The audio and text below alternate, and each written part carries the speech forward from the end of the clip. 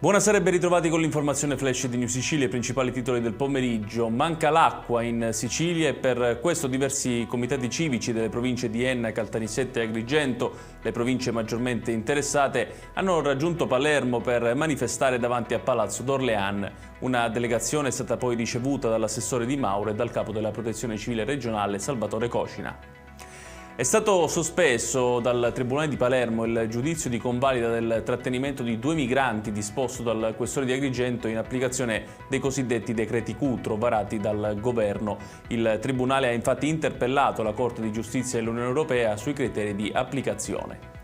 Avrebbero sequestrato, picchiato e minacciato di morte una quarantenne per un debito di circa 2.000 euro per delle dosi di droga non pagate. È l'accusa contestata a 5 persone destinatarie di un'ordinanza di custodia cautelare eseguita dai carabinieri di Calatabbiano nel Catanese.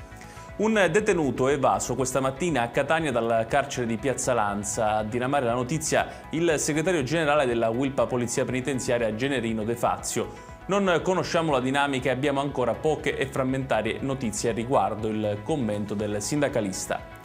Allerta meteo gialla diramata dalla Protezione Civile in Sicilia per la giornata di domani, previste piogge su tutto il territorio regionale con temporali già dalla mattinata sul litorale ionico e che nel pomeriggio colpiranno anche quello tirrenico e le zone interne. Ed è tutto per questa edizione, tutti i dettagli su queste notizie li trovate come sempre sul nostro sito www.newsicilia.it. Grazie per averci seguito e buon proseguimento di serata.